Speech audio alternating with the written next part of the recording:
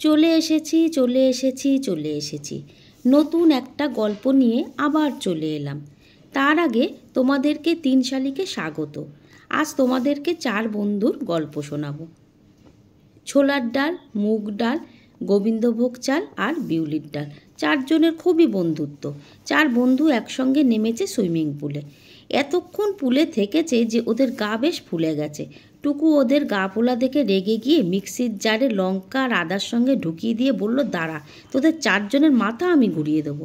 যেমন বলা তেমন কাজ। যেই না ওদেরকে একটা চক্কর দিয়ে বাইরে বের করলো, কিন্তু এ কী অবাক কাণ্ড! 4 বন্ধু কোথায় গেল? আরে বুঝলে না, এই 4 বন্ধু হলো হরিহর আত্মা। ওদেরকে শাস্তি দেওয়া অত সহজ কাজ নয়। মাথা ঘুরিয়ে দেবার কথা শুনে 4 জনে একসঙ্গে হাত ধরে এমন ঘুরে গেছে যে ওদেরকে এখন আলাদা করে চেনাই যাচ্ছে না। টুকু এখন কি করবে?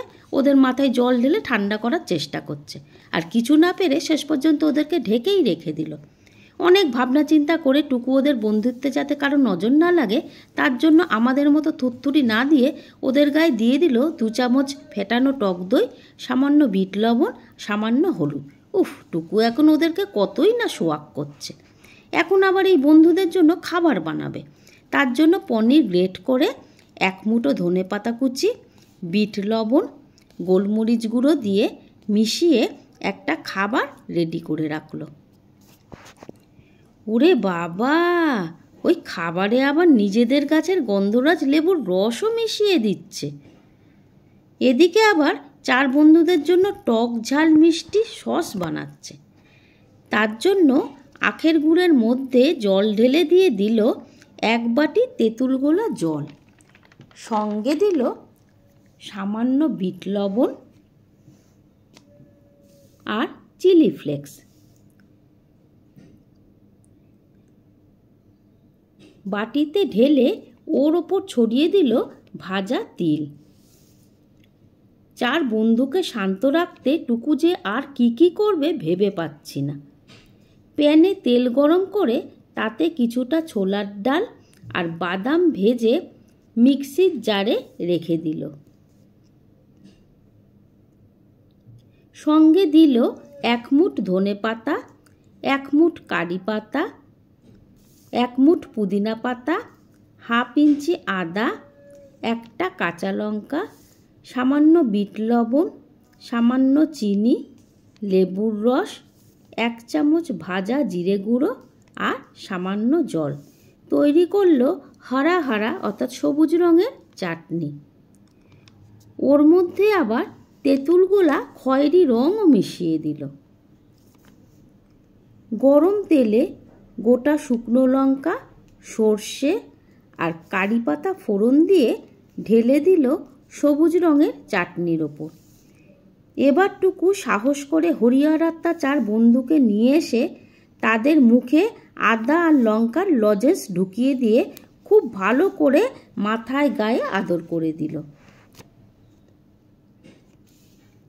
গরম চাটুতে জল ছিটিয়ে মুছে নিয়ে হাতা করে ঢেলে সুন্দর রাউন্ড শেপ দিয়ে দিল।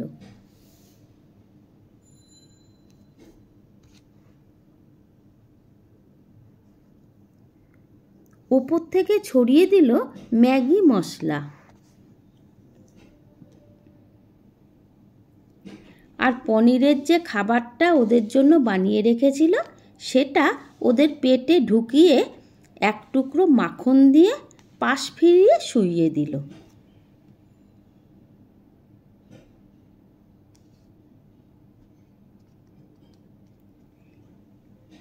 এইভাবে 4 জনকেই পেটে খাবার ঢোকাচ্ছে আর ওদেরকে পাশ ফিরিয়ে শুইয়ে দিচ্ছে।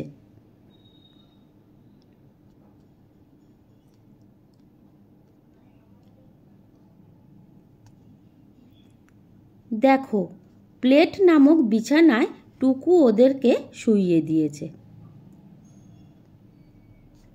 ওই দেখো, ঘুম থেকে ওঠার পর টুকু আবার ওদেরকে খেতে দিচ্ছে। এখন আবার টমেটো সস দিয়ে পনিরের খাবার পেটে ঢুকিয়ে পাশ ফিরিয়ে শুইয়ে দিল।